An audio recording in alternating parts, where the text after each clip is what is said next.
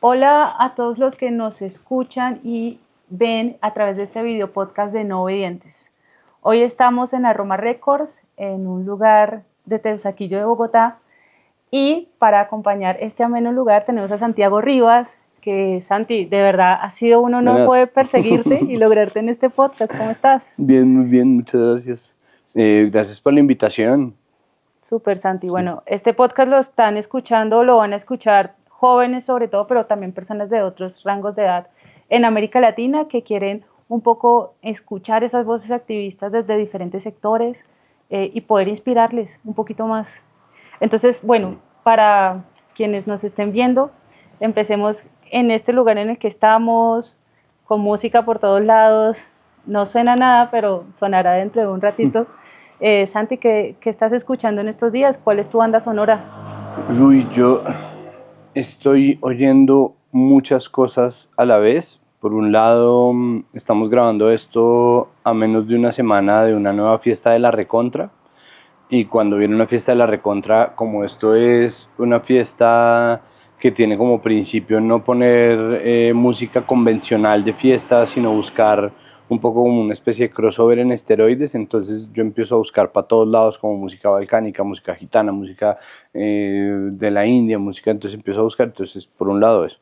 Por otro lado, estoy haciendo mis sesiones de collage, entonces he estado como muy ecléctico buscando música que se ajuste a los temas, ¿no? Entonces, digamos, hice una sesión de máquinas, era pura música concreta, pura música industrial, Kraftwerk, que se conecta mucho con lo que a mí me gusta desde hace mucho rato, como por ejemplo, ahí estoy viendo un disco de Neubauten, bueno, pues Neubauten mucho ahí.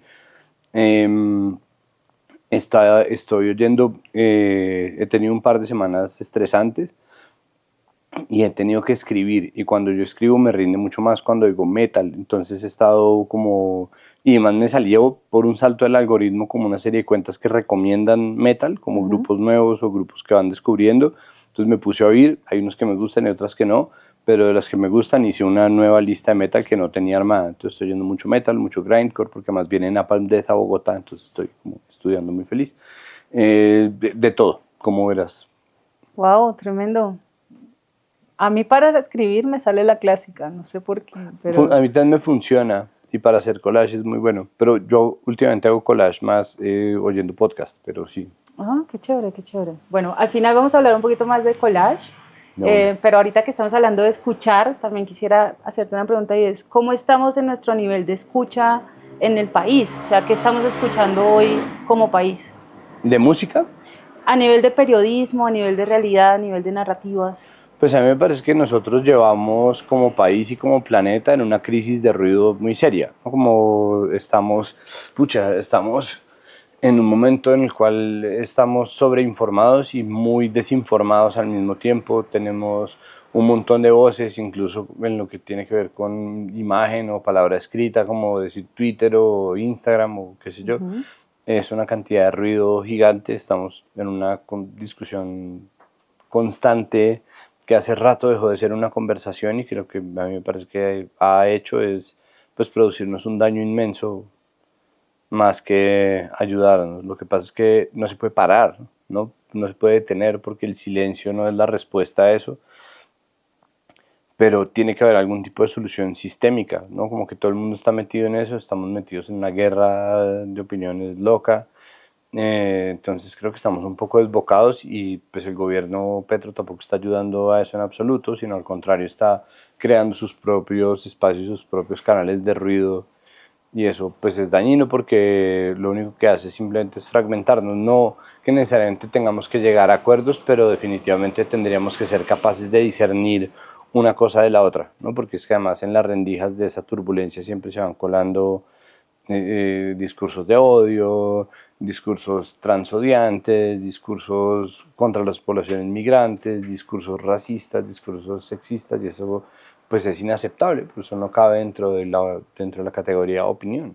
Y ahora que hablas de todo este ruido que nos llega por cielo, mar y tierra en toda nuestra cotidianidad, ¿qué preguntas no nos estamos haciendo al respecto de ese ruido? Por ejemplo, sé que algunos de nuestros colegas, también en medio de nuestro ejercicio diario de activismo, pero también de lo profesional, pues a veces nos hacemos la pregunta cuando tenemos una noticia en las manos como, ¿será cierto? cuál es la historia detrás, quién me lo está contando, pero cuáles son esas preguntas que quizá más como colombianos y colombianas no nos estamos haciendo. Pues a mí me parece que la pregunta principal es qué hacer o a quién hacemos responsables de esta crisis de desinformación, porque hay una serie de respuestas que han chocado entre sí y han hecho que sea muy difícil discernir una salida. Y de nuevo, nuestros sistemas políticos tampoco están ayudando, que es pues lo que termina añadiendo otra capa de complejidad, algo que ya es un problema, ¿no? Entonces tenemos por un lado medios que están abusando de la libertad de expresión, diciendo o dando noticias incompletas, incluyendo sesgos de opinión como si fueran información. No que los sesgos de opinión sean inválidos, son sumamente válidos, pero tienen que ser señalados como sesgos de opinión en vez de ser metidos dentro de Una editorial o la facha de una sí, editorial. exacto, venderle a la gente opinión como noticia es desinformar a las personas. Entonces tenemos un montón de eso, tenemos medios que irresponsablemente le dan vuelcos y vueltas a las opiniones, pero al mismo tiempo tenemos muy buenos medios de investigación y tenemos un gobierno que señala a los medios que lo critican de estar aliados con la mafia, tenemos un gobierno que señala las críticas en los medios todas como si fueran exactamente igual de injustas y lo que hace obviamente es unificar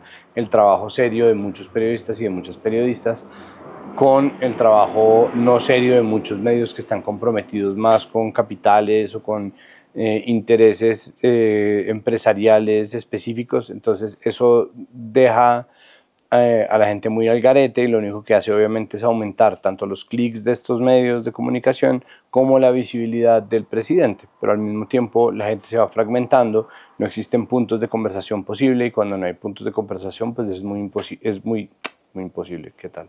Es muy difícil llevar a cabo una política representativa real, ¿no? Que es un poco eso, pues se está volviendo uno de los puntos más débiles de un sistema democrático que ya era débil per se, y que por la comunicación está de verdad alcanzando unos niveles de crisis que pueden ser muy graves, porque pues es una forma de la democracia que es sumamente disfuncional. Y en esas, entonces, hay una respuesta que es como, no, pues es que el gobierno debería regular los medios. Yo estoy absolutamente en desacuerdo con eso, porque estoy de hecho absolutamente en desacuerdo con la existencia de los gobiernos, pero pues más allá de eso, porque me parece que de nada sirve que una estructura de poder que está tratando de mantenerse en el poder, porque ese es el único trabajo que tienen los pinches gobiernos en la vida, es tratar de mantenerse en el gobierno y hacer lo que sea que les quepa, y si algo de eso les sirve a alguna persona bien, pero si no, les importa un carajo, y en esa medida que ese sea el ente encargado de regular, ¿no?, quién dice la verdad y quién dice mentiras, pues es sencillamente distópico. Hay otras personas que dicen que todo cabe y me parece que eso no es verdad, porque pues hemos visto medios de comunicación que se dicen serios, permitiendo que se estén espetando discursos transodiantes, absolutamente anticientíficos y completamente descabellados dentro de la parrilla de contenidos de lo que se supone es un medio que tiene, ¿no?, una parrilla de columnistas de opinión y gente como súper seria dando unos monólogos, que es como, pues, es como tener gente haciendo videos racistas o antivacunas. Tenemos medios de comunicación que están aprovechándose de la supuesta libertad de prensa para crear un mundo completo de fantasía, y tenemos periodistas que con su derecho al sesgo están dando información que a la gente le parece incompleta, y ninguno de esos es igual al otro, ¿no? Y ninguno de los casos es igual al otro, entonces tiene que haber algo. Está la idea de que los medios se van a autorregular o que el periodismo se autorregular, y aquí pues es importante hacer la distinción de que los medios y el periodismo son dos cosas distintas, lastimosamente, porque en un sistema de negocio como se concibió en el comienzo, yo no sé si eso estaba destinado a no funcionar, pero se supone que hay medios cuyo activo principal es el periodismo, que eso todavía existe, ¿no? Como, mm, y a muchos de esos medios, incluso el genocidio en Gaza, pues ha revelado que son también o que están sujetos de otras dependencias, que no son tan independientes, que están o que no están dispuestos a darse, ¿no?, a la gente o a darse a información verificada, veraz, en nombre de intereses que nada tienen que ver con el periodismo. Entonces estamos en una crisis muy seria de credibilidad y pues tenemos en Colombia una división muy grande entre medios y periodistas. Medios que tienen sus propias estructuras de poder, sus propias estructuras jerárquicas, que tienen agendas que no son necesariamente que se le impongan a la última coma y coma y al último punto final de cada artículo, pero que definitivamente empañan la labor de periodistas que simplemente pierden credibilidad por estar en uno u otro lado. Estamos en una guerra de posiciones en donde los medios están actuando como, una vez más, como si esto fuera el comienzo del siglo XX, como unos caballos de batalla políticos, cuando ya hay políticos que están lanzando, ¿no? La senadora Cabal lanzando su propio medio, que se sabe a todas luces que va a ser un medio desinformativo, y tratando de controlar el discurso, tratando de aunarse, ¿no?, a la guerra del relato, que lo está convirtiendo en una guerra de números, en donde al final, no, en donde en la instantánea de las elecciones de 2026, quien tenga más ganó. No se sabe quién está ganando, no se sabe quién tiene, no, al pueblo de su lado, no se sabe quién está representando en verdad a la gente, y lo único que tenemos pues es un panorama de muchísimo ruido y de opinión versus opinión, que obviamente no nos está permitiendo esclarecer la verdad, porque en el momento en que aparece algo que busca esclarecer la verdad, un poco la agenda se lo traga, ¿no? Se lo traga una agenda de opiniones. Entonces me parece que la autorregulación es muy difícil. Me parece que la mejor solución, o al menos la que yo planteo, es la organización en gremio del periodismo. ¿Por qué? Pues porque la independencia es plata, ¿no? La independencia requiere de plata, la independencia es muy costosa, y en un panorama de medios donde los sueldos los pueden pagar empresarios, pero al mismo tiempo, cuando un periodista hace su trabajo bien, en algún punto va a morder la mano que le está dando de comer, o al menos eso va a parecer, ¿no? Va a patear la lonchera. Pues va a haber muchos periodistas, y hay muchos periodistas que van a tener miedo de decir la verdad porque simplemente sienten que no están ahí. Y no estoy refiriéndome a los directores de mesas de la mañana, sino a los periodistas que están cargando cables, que están yendo a hacer reportería en las calles, que están escribiendo notículas y notas y noticitas para los portales web de los medios. Todos esos son personas que van a haber comprometido su vida y su viabilidad económica por una noticia que pueden fácilmente decidir no dar, o que pueden fácilmente eh, cambiar o acoplar a la línea editorial. Entonces no es tan sencillo como la gente se imagina, ¿no? Como no es como que estén los Gilinski sentados en la mesa de semana dando órdenes y todo el mundo diciendo sí, sí, sí, porque obviamente hay deliberación y pues el prestigio del periodismo sigue siendo un activo del periodismo. Hay mucha gente que le ha hecho el frente a eso, pero definitivamente hay un desbalance de poder gigante porque se necesita. Bueno, entonces yo pienso que no se puede asimilar a un asunto de pensamiento crítico. Me parece que eso es un error, no porque el pensamiento crítico esté mal, pero se nos puede volver como el reciclaje, ¿no? Que ya vimos que el reciclaje es una estafa, porque pues, la mayoría de los plásticos no son reciclables, entonces eso se lo inventaron para perpetuar la producción ridícula, ¿no? Un nivel ridículo de plásticos. Y el pensamiento crítico, si uno se descuida, se puede volver la manera en la cual los medios nunca se van a prestar a tener una discusión sobre cómo cumplirle al artículo 20, porque es que la libertad de expresión y de prensa en Colombia está en un solo artículo que no solamente consagra el derecho de las personas a decir libremente lo que piensan y a imprimirlo y a difundirlo por medios masivos de comunicación, o por medios de comunicación masiva, sino además el derecho de la gente a recibir información veraz, ¿no?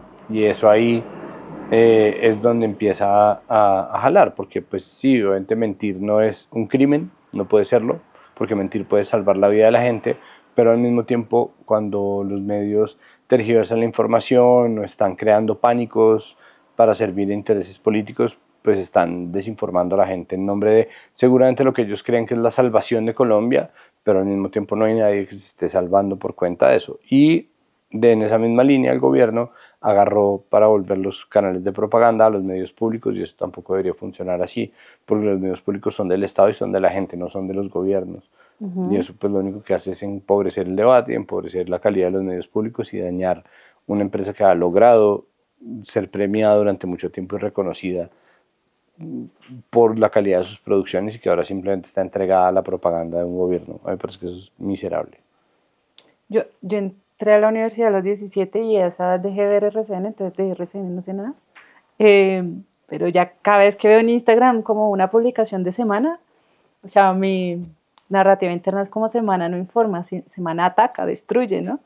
Entonces también ahí como que pensando en ese eslogan como de que los medios de comunicación son el cuarto poder, a mí me gustaría, que ya lo has hablado muchísimo aquí, pero también me gustaría saber cómo le hacemos frente a ese cuarto poder que no está informando, sino que está desinformando todo el tiempo en diferentes plataformas.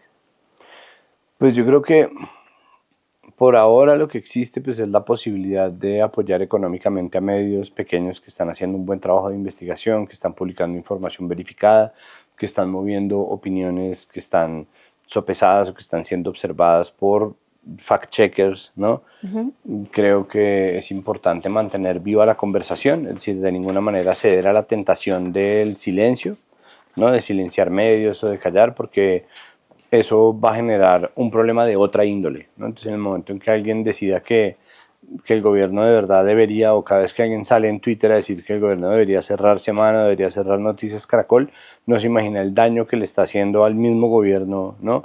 Poniéndolo o alineándolo con la posibilidad de que eso sea así. Uh-huh. Eso es, pues es un exabrupto y eso solamente va a generar una ventaja narrativa para cualquier medio que ahí sí van a tener herramientas suficientes para declarar, ¿no? que fueron o que están siendo víctimas de un gobierno antidemocrático y represivo, y creo que eso pues puede dar al traste con nuestra conversación pública, y ahí sí nunca más va a ser una conversación acerca de qué sí, qué no está pasando, qué sí, qué no es verdad, qué sí, qué no es noticia. Entonces creo que la mejor manera por ahora es mantener una conversación seria y buscar que los periodistas se cooperativicen y se agremien, que puedan en colectivo enfrentar los rigores de una economía que cada vez es más dura para los periodistas que están en cargos de no poder, y que puedan garantizar su sostenimiento económico a través de eso, para poder trabajar independientemente o para poder trabajar con tranquilidad, investigar lo que hay que investigar y sacar a relucir lo que hay que sacar a relucir, y no estar autocensurándose. Yo no estoy diciendo de manera venal o maligna, sino al contrario, muchas veces inconsciente, muchas veces temerosa, con razón, porque pues hay que pagar recibos, ¿no? Entonces es como, sí, felicidades, mis convicciones, pero pues las convicciones con hambre son Exacto. secundarias. Sí. Y también pensaba un poco bueno, este es un podcast que lo están escuchando activistas de diferentes países de América Latina y del Caribe, y te invitamos porque nosotros te vemos como un activista en el periodismo, ¿no? Entonces tú le haces como crítica al periodismo, y Presunto Podcast es un gran ejemplo de esto para que vayan y escuchen Presunto Podcast. Eh, y Yo veré. quería entonces hacerte una pregunta, y es, ¿cómo este escenario de desinformación le hace daño a la participación ciudadana y le hace daño a los activistas o al activismo como tal? Pues a mí me parece que lastimosamente el término activista está siendo muy mal utilizado, se utiliza para condenar moralmente el ejercicio de periodistas que están pegados de una ideología política, y a mí me parece que eso necesita una lectura con matices muy claros, porque pues para empezar el activismo no es malo, el activismo además es muy necesario, y no está mal que un periodista sea activista. Lo que pasa es que obviamente hay que mirar muy bien y con mucho cuidado activista de qué, ¿no? Ujú. Creo que eso es, ¿no? Entonces, si existen intereses políticos, para mí el asunto está en el poder, si existen intereses políticos que están manipulando la información y están convirtiendo a los periodistas en infantería, ¿no? En una lucha política, me parece que eso está mal, porque me parece que la ética periodística consiste en mantener una distancia clara del poder, distancia Uh-huh. suficiente para mirarlo. Pero pues hay periodistas que han estado, o sea, el asunto es, un periodista puede militar en el Partido Comunista, pero si el secretario general del Partido Comunista está acosando muchachitas, pues el periodista debería ser capaz de decirlo, porque el asunto no es con las personas, sino con las ideas, ¿no? Uh-huh. Y la distancia del poder es lo único que garantiza limpieza ética en el periodismo. Entonces, esa es una distinción constante que hay que hacer. Es una distinción en la que uno siempre está más con el riesgo de caer, porque pues nosotros tenemos primero un grado de cooptación corporativa gigante en este país, lo segundo pues de verdad necesidades imperiosas de sostenimiento y cada vez hay menos empleos en los medios, entonces es posible que uno caiga y descaiga, es decir, tampoco sirve de nada estar, ¿no?, en la nube como de la altura moral señalando, y en esa medida me parece que es más interesante untarse y escoger muy bien qué activismo se hace, porque yo creo que a todo el mundo le hace falta un poco más de eso, ¿no? Es decir, nosotros necesitamos que los políticos sean un poquito más activistas y un poquito menos políticos, como que sepan muy bien cuándo hacen sus concesiones y cuándo no, cuándo son comunicadores y cuándo no. Entonces, claro, no se pueden quedar ahí, pero definitivamente sí tienen que pensar en resultados tangibles para la gente y no simplemente en resultados tangibles para ellos, o pensar que ellos, como representantes, entre comillas, de la gente, tienen derecho a hacer todo para su propia gloria y beneficio, porque eso pues es simplemente una perpetuación de los peores vicios de la política. De acuerdo. Hace una semana y media, más o menos, que fui a San Salvador, y una de las cosas que nos tocó hacer antes de aterrizar fue como borrar el historial del Faro, o sea, de medios donde decíamos si nos cogen y les da por checarnos el celular, pues también podrían encontrar pruebas para hacer cualquier detención arbitraria, ¿no? Y pensaba justo en qué momento, Santi, tú dijiste, oigan, a partir de aquí me considero activista y a partir de aquí me considero periodista, y si eso en algún momento fue al tiempo. Eh, para quienes no sepan, Santi estudió artes, por eso el collage, ahorita lo vamos a hablar un poquito más, pero sé que también en ese rebusque fuiste encontrando tu camino en los medios. Entonces, quisiera saber cuándo ocurrió uno, cuándo ocurrió lo otro, o si fue al tiempo. Pues es que yo nunca lo he considerado un ejercicio de activismo, no porque yo me quiera separar del nombre de activista o de la etiqueta de activista como algo que me parezca negativo, sino porque al contrario me parece que hay mucha gente que se hace llamar activista cuando lo único que hace es mantener una cuenta de Instagram, como, ¿sí? O de X. O de Twitter, exacto. Eh, Creo que, es decir, yo respeto mucho el ejercicio del activismo, pero yo siento que yo no he puesto tanto el cuerpo como los activistas que yo conozco y los activistas a los que respeto. Y en esa medida yo no me he considerado un activista, entonces no te podría decir, pero al mismo tiempo yo sé que uno tiene que hacer algún nivel de activismo, o al menos esa es mi concepción. Y mi activismo ha sido pues por la libertad de prensa, y ha sido por la cooperativización, o ha sido un activismo por el respeto, ¿no?, o por mantener esa distancia del poder, ha sido. Entonces han sido actos, o han sido, de nuevo, niveles de activismo dentro de lo que yo considero mi trabajo periodístico, que es más que todo periodismo cultural y periodismo editorial. O sea, periodismo de análisis, porque yo no, pues como yo estudio artes plásticas, yo no estoy habituado ni me ha tocado tampoco hacer mucho campo, yo no he hecho mucha reportería, yo he hecho algo de reportería muy leve, muy somera. Respeto muchísimo a los y las reporteras porque son gente que está ahí sí poniendo el cuerpo muy duro, ¿no?, como al pie de las cosas que están pasando.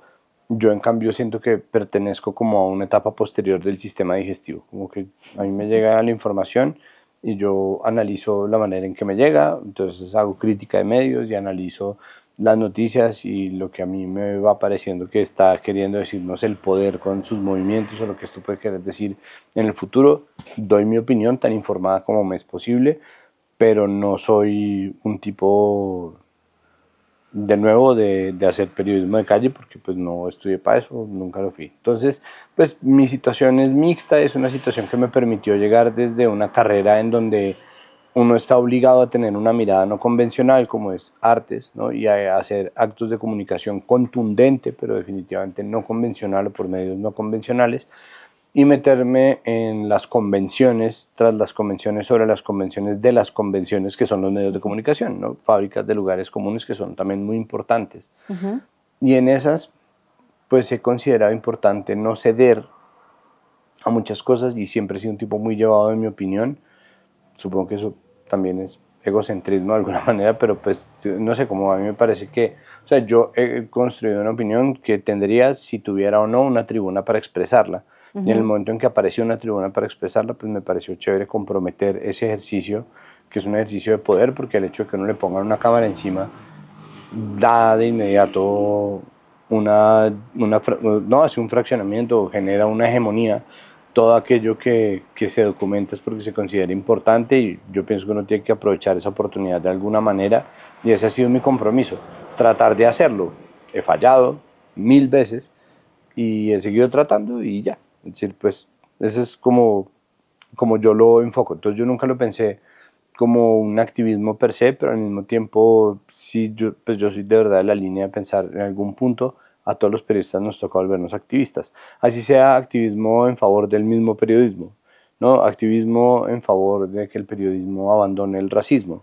Activismo, ¿no? Nuestro solo gremio, nuestro solo oficio da para ser activista de muchas cosas que tal vez no requieran, ¿no? Ir a partirse el lomo ni ponerse en peligro, pero que definitivamente eso es importante que alguien esté haciendo. Ujú. Y tú dices como, bueno, voy a salir un poquito del guión, pero me preguntaba si tu voz es disonante en los medios, ¿cierto? Como que por eso también estás súper posicionado desde tu trayectoria, pero quisiera saber si adentro en tu ejercicio mental también hay como una disonancia, ¿no? Como, mira, esta es la línea de voz que me dice, no sé, siga todo como todos los demás periodistas, y de pronto sale la otra y dice, no, como aquí levantamos todo y hacemos alguna protesta, huelga, no sé. O sea, como que quisiera saber si mentalmente también encuentras esa disonancia. Claro, pues es decir, sí, definitivamente sí. Pues por ejemplo, pues hay una muy básica que es la disonancia que más está siendo conversada en estos momentos y es la de hay que defender al periodismo, ¿no?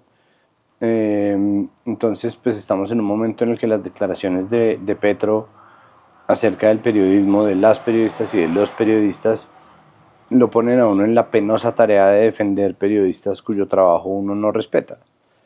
Porque las mismas declaraciones traen consigo el veneno de poder perjudicar al periodismo que se está haciendo bien en nombre del poder del gobierno. Ujú. Y eso es un problema porque obviamente uno queda, no, uno sabe que uno está metido en una contradicción que es muy difícil. Yo estoy en la junta directiva de la FLIP y es muy difícil hacerle entender a la gente que la FLIP no es un árbitro de la calidad del periodismo, ni es un fact-checker, que es un defensor de la integridad física y mental, espiritual y de la tranquilidad de periodistas en todo el país, e incluso en otros países que están siendo atacados por estructuras de poder. Ujú. Eh, y es difícil porque pues sí hay medios que me parece que están faltando a su deber, pero esos medios también están del lado del gobierno, es decir, existen fallas éticas dentro de mi sistema sencillo de evaluar en qué distancia o en qué posición con respecto al poder están los medios, me parece que hay muchas fallas. Yo he necesitado ganar plata también, entonces pues yo también sin querer y de forma circunstancial incurrido en trabajar en medios que yo digo, uff, ¿no? Y creo que es muy difícil condenar a las personas por los medios en los que trabajan porque eso ha evolucionado de maneras muy distintas. Ujú. Yo siento, o sea, hay cosas que yo en este momento no haría, ¿no? Porque yo obviamente con el tiempo me he vuelto más y más mamerto. No, a diferencia de lo que dicen que uno va envejeciendo, se va volviendo más conservador, yo me he vuelto más y más mamerto. Yo creo que mucha Se gente como expande yo. más la cabeza. Sí, pues y uno en muchas cosas se vuelve mucho más radical, entonces cosas que yo hice en el pasado definitivamente no las haría ahora. Entonces, pues sí, sí, yo creo que todos tenemos esa disonancia y esas son disonancias que acompañan todas las discusiones contemporáneas, ¿no? Y Ujú. de hecho acompañan incluso conversaciones mucho más urgentes y mucho más cruciales. O sea, esta es súper urgente y súper crucial, pero la discusión sobre el racismo, por ejemplo, la discusión sobre el sexismo, pues es algo que nosotros tendríamos que estar teniendo y que requerimos porque es importante tenerla, pero son las muchas disonancias, las vergüenzas gigantes que hay, las contradicciones que uno carga, las que hacen que sea tan difícil dar esa conversación. De acuerdo. Y una última pregunta sobre estas secciones. Em, si bien hemos hablado de periodismo, activismo, quisiera saber, bueno, y cómo el periodismo o las lógicas de desinformación nos están afectando en el activismo. También quisiera saber cómo se cuenta desde el periodismo el activismo. ¿Qué buenos ejemplos tienes sobre cómo nos cuentan acerca del activismo? Pues es que ahí está, todo el tiempo la gente en Twitter, sobre todo, lastimosamente, o sea, Twitter cada vez es menos relevante en todos lados menos en Colombia porque tenemos un presidente tuitero.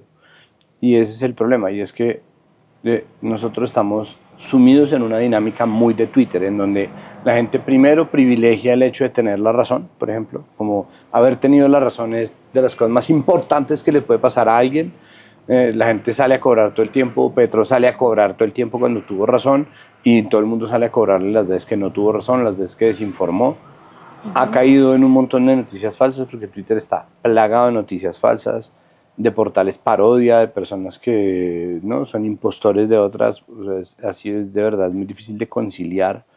Mm, pero estamos metidos en una dinámica de conversación que es así, ¿no? Es una conversación demasiado combativa, una conversación que parece hecha de argumentos racionales, pero que en realidad está llena de pequeñas minas emocionales y del ego que se van volviendo difíciles. Y dentro de esa conversación tan trunca existe la constante acusación a los periodistas de ser activistas. Periodistas que se acusan entre sí de ser activistas, ¿no? Periodistas que todo el tiempo están diciendo, es que este es un activista, este no es un periodista, y entonces de otros sí, pero tú también eres un activista, y entonces tú eres un lavaperros, ¿no? Entonces el ad hominem constante se está volviendo pues la moneda con la cual, ¿no? Hace que uno ya no sepa o ya sepa qué cree según de quién se lo lee. Y eso también es una fórmula para desinformarse, porque todo el mundo es susceptible de pasarle unas noticias falsas o de estar retuiteando sin contexto cosas que uno después pesca, y por tratarse de tal o cual fuente de confiabilidad uno termina cayendo también en desinformar a las personas. A mí me ha pasado, a todo el mundo le ha pasado.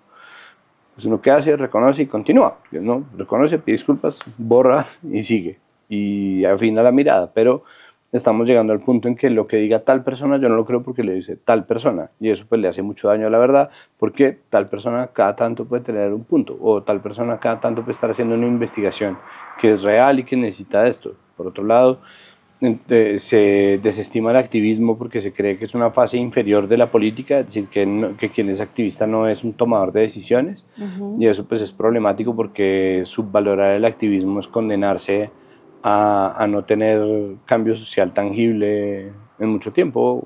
Desestimar el activismo es condenar a la juventud y condenar, pues en términos de agenda, a la juventud a una irrelevancia que no se merece, porque al contrario necesitaríamos trabajarle un poco más a las necesidades de las generaciones más jóvenes, y las generaciones más jóvenes han entendido esto y en gran medida están ejerciendo un activismo muy interesante. Me parece triste la manera en que se cubre el activismo como si fuera una categoría menor de la política, porque el activismo no solamente es mucho más limpio, sino es mucho más honesto y muchas veces mucho más creativo que la política. Está menos constreñido por las convenciones del poder y en cambio busca que se solucionen cosas, que hay veces que la gente se queda de activista porque no sabe hacer otra cosa, y que muchas veces que el activismo se autosabotea, absolutamente sí, pero creo que ese cubrimiento pues es injusto con las verdades, primero con lo muy necesario que es el activismo, y segundo con las verdaderas posibilidades de hacer un activismo interesante en el lugar en el que uno se pare. Entonces, eso por un lado.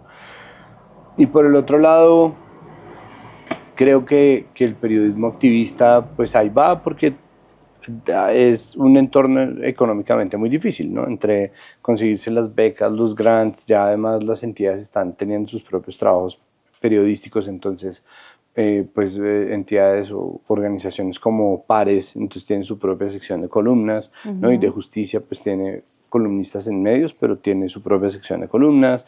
Entonces, no, hay una cosa también ONGera que está pasando, que es muy interesante y muy respetable, pero que un poco hace más complejo la lectura de que sí y que no es un medio de comunicación, por ejemplo. Sí, de acuerdo.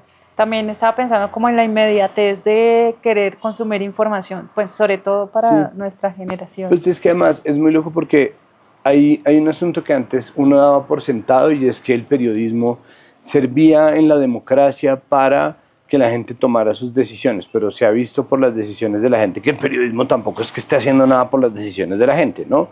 O que efectivamente existe una serie de verdades o mentiras que la gente está dispuesta a comprar a ojos ciegos, sin necesidad de verificar o sin necesidad de evaluar si se trata realmente de contenido benéfico, veraz, verificado. La gente simplemente necesita un contenido que corrobore sus opiniones y ya. Y mucha gente además lo declara así de frente, o sea, ya. Entonces algo pasa con nuestro cerebro, ¿no? A la hora de tomar las decisiones. Entonces yo no sé si el periodismo más o menos activista esté realmente generando cambios en las decisiones de las personas, pero al mismo tiempo sé que sí influye lo que uno lee con lo que uno piensa, que sí influye los videos que uno ve, el contenido que uno consume. Lo que pasa es que uno, como no puede obligar el consumo de nada, y Ujú. hacerlo pues sería además lo más contraproducente del mundo, porque la gente le cogería mucha tirria a un contenido impuesto, así se ha impuesto desde el buenismo, ¿no? Como mucha gente que dice, es que si tú no, pues pensemos ni siquiera en medios, sino en películas, es que si tú no has visto esta película, ¿no? Si no te gusta esta película ni me hables porque eres un idiota y no sabes de cine, la mitad de la gente al menos va a decir, pues no, no sé de cine y no quiero hablar contigo, fastidioso de mierda, ¿no? Como eso es la misma conversación con los medios. Si algo se para desde la altura moral, está destinado a fracasar en términos de la conversación. Ujú. Entonces, la manera en que nosotros tomamos las decisiones, creo que más que con los contenidos terminados, tiene que ver con la conversación en general, los términos en los que se da.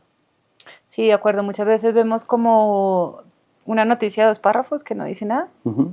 y como noticia en desarrollo, pero nunca se termina de desarrollar y simplemente es como el que pegue primero pega más que los demás. Exacto. Y algo que está aquí detrás de cámara, Sergio, que hace parte de nuestro equipo de comunicaciones y que agradezco mucho a Sergio que nos haya llevado a esta reflexión como plataforma activista y es muchas veces pasaban cosas ya y entonces vamos a ver cómo reaccionamos y Sergio siempre fue la voz de espérense, hay que digerirlo, espérense a ver qué otra información sale, espérense a ver cómo lo tratamos políticamente desde acá también, antes de salir, solo por salir, ¿no? Sí, Creo no que eso, chiviar. ajá, Pues no sí. jugar a chiviar, porque además chiviar tampoco tiene, no, pues de acuerdo. Además, en un país que tiene primero tantas investigaciones por corrupción, en donde no todo el mundo está metido y untado en alguna corruptela, mmm, hemos tenido la oportunidad de ver una y otra vez y seguir cayendo en, en la disonancia de tiempos que existe o la anacronía que existe entre lo periodístico y lo judicial. Entonces, ¿cuántas de las denuncias que se han hecho no han tenido, por ejemplo, suficientes fundamentos en cortes? Uh-huh. ¿Cuántas de las denuncias, no? Entonces, esto que es un principio que sirve para entender bien acusaciones de corrupción hechas desde medios de comunicación o investigaciones que apuntan a algo pero no parecen terminar en nada, versus el derecho de la gente a denunciar violencias en su contra, como en el caso del escrache, ¿no? Uh-huh. Entonces, no puede servir de la misma manera, ¿no?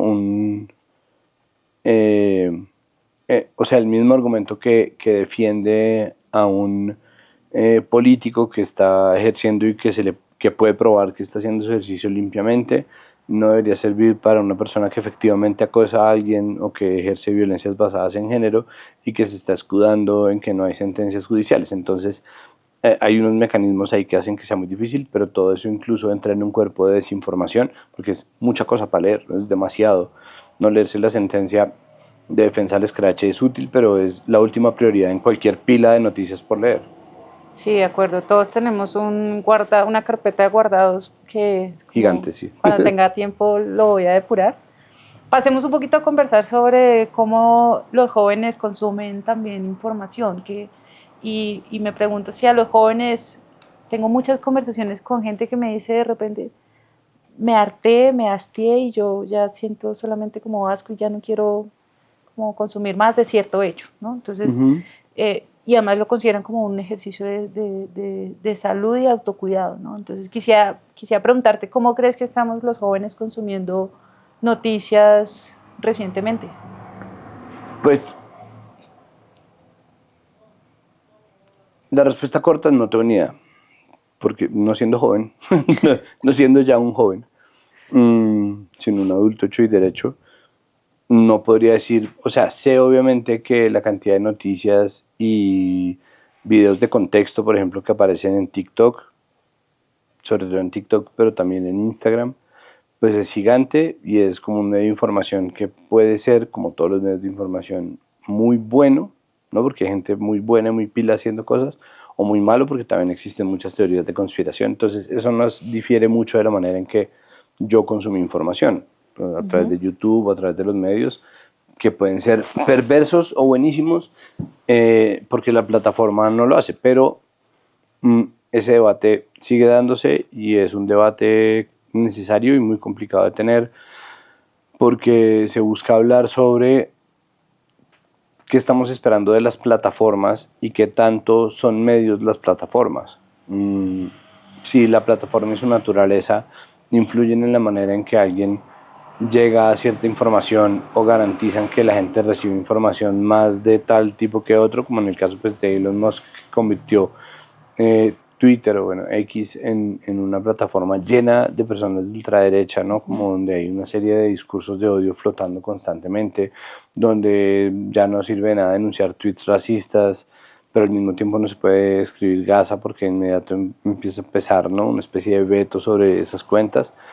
Pues es muy complicado porque nos pone a pensar, bueno, entonces listo, ¿no? Los medios, las plataformas no son medios, porque muchos medios tienen sus cuentas en Twitter y en Instagram, en Facebook, en bla, pero entonces, ¿cómo se responsabiliza a las plataformas por el papel que cumplen, la curaduría que hacen, el tipo de algoritmo que tienen, las cosas que privilegian y lo que están dispuestos a mostrarnos todos los berracos días, ¿no? Para sacarnos la piedra y mantenernos ahí metidos, cómo las plataformas se diseñan para favorecer la ansiedad de quien tiene que estar pasando y pasando y pasando y scrolleando y scrolleando y scrolleando, porque pues eso nos hace daños, tiene efectos visibles, concretos en nuestra vida, en nuestra salud y en nuestra salud mental.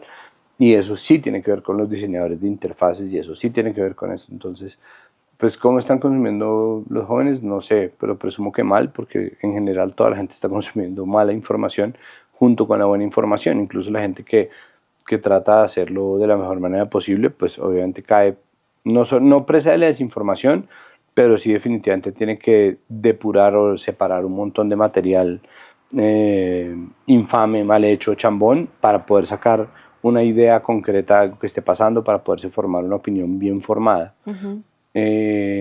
Entonces, pues eso, ay, tenía otra idea, súper inteligente, se me olvidó. Entonces, hacer es decir, esas dinámicas de consumo cambian y no cambian, ¿no? Cambian y no cambian y no creo que exista suficiente, lo que siento es que todavía no existe suficiente alfabetización digital para que la gente entienda bien cómo lidiar con estas cosas porque finalmente lo que está pasando en Twitter hace parte también de la noticia. O sea, no solamente como qué dicen el Twitter de los famosos o las mejores frases de Twitter, sino el hecho de que estemos teniendo estas conversaciones también debería ser una noticia, pero es muy difícil también hacer, no, noticia y metanoticia y metanoticia y metanoticia. Y al mismo tiempo estamos teniendo que hacerlo porque se están escribiendo las noticias para robots, para el SEO. ¿No? Para que el SEO pueda indexar nuestro video, nuestro artículo, tenemos que utilizar exactamente tales o cuales palabras, porque si no, entonces no se posiciona en la búsqueda. Me parece que es una manera infame de cooptar la conversación, porque hace muy difícil escribir honesta y creativamente y prevalecer por la calidad del contenido escrito. Y en cambio lo que hace es condenarnos a leer siempre las mismas cosas. O siempre de la misma manera y eso pues le hace daño al trabajo periodístico. Sí, de acuerdo.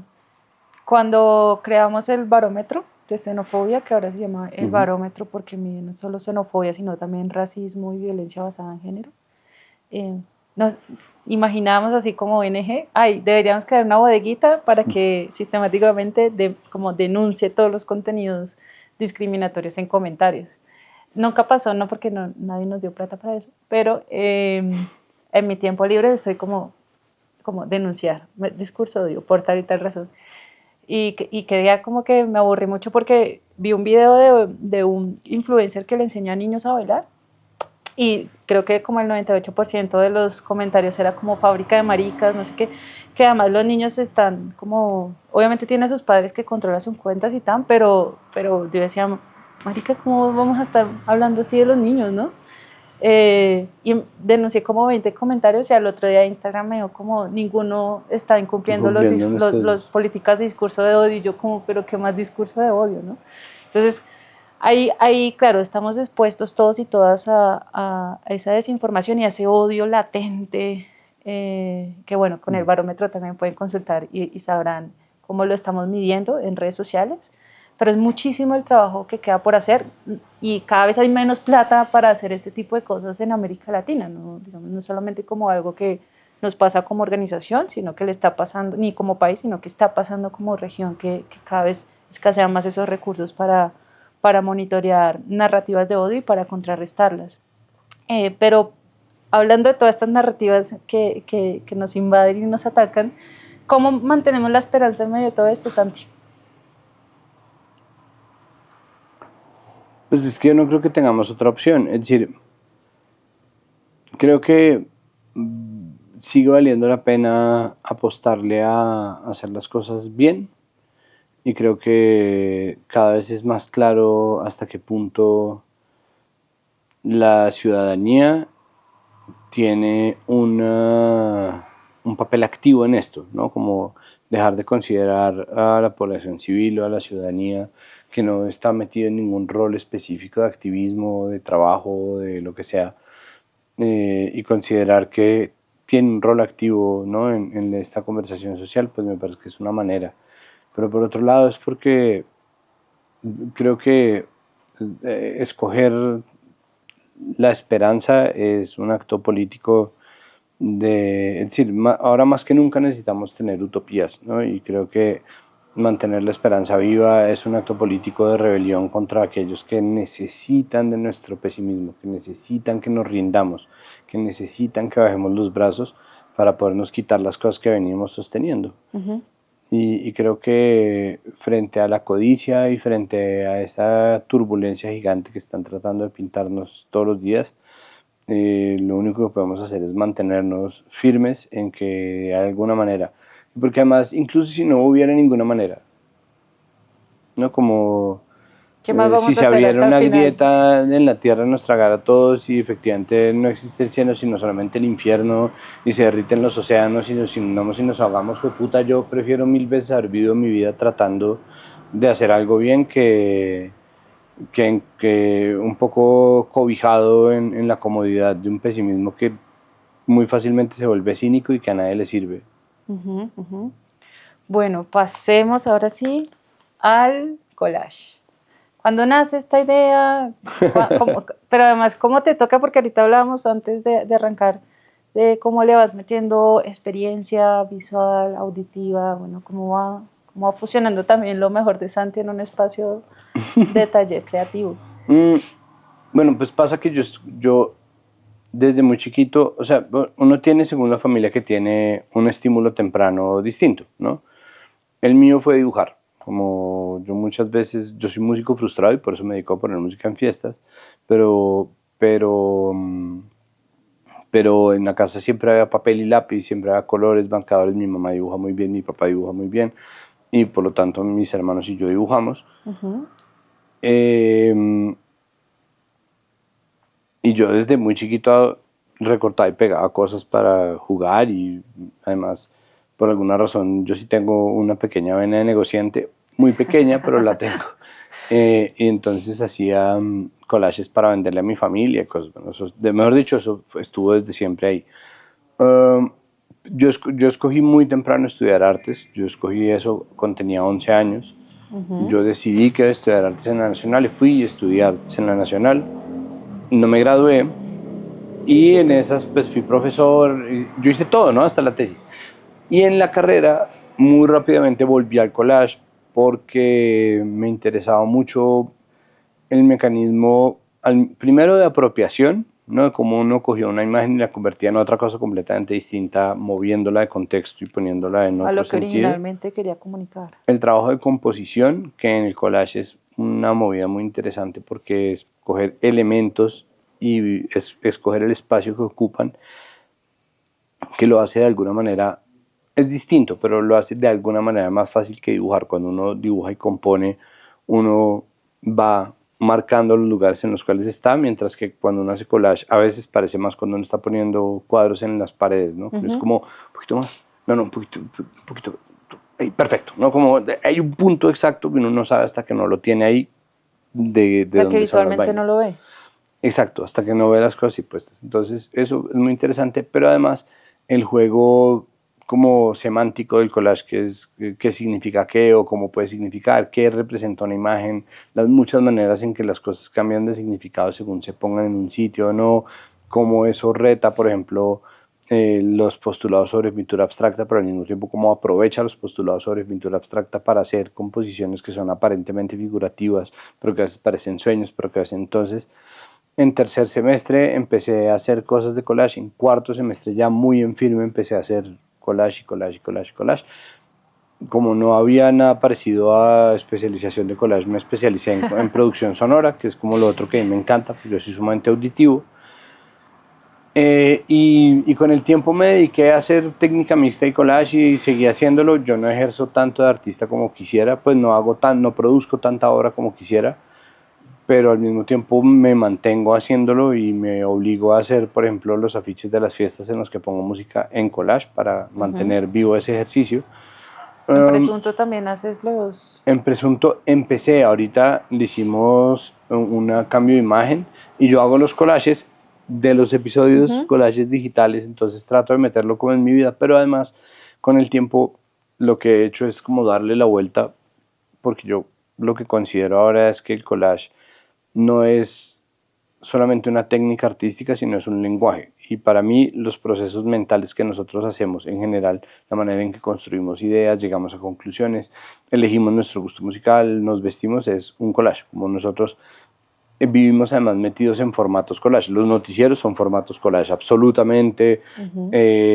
Ahorita, por ejemplo, que las ciudades están llenas de esos letreros de I love Cúcuta, ¿no? Como esas vainas o yo amo a Cúcuta, corazón, bla, que uno mete, no se mete en las fotos para meterlos, es un acto collage, como de estar metiendo de inmediato la capa de Photoshop en la foto natural, pero al mismo tiempo es algo escultórico. Entonces yo tengo la teoría de que no todo es un remix, como se dice normalmente, porque el remix es muy elegante, el remix borra los límites entre las cosas. A mí me parece que es un collage porque uno ve los bordes de las cosas, uno ve los bordes de las ideas que pegó una con otra, la cosa es un poco más burda y un poco más artesanal y un poco más a la mano. Entonces mi teoría totalizante del mundo es el collage y La vida por es un eso, collage, entonces. sí, un poco todo, sí, todo funciona como un collage.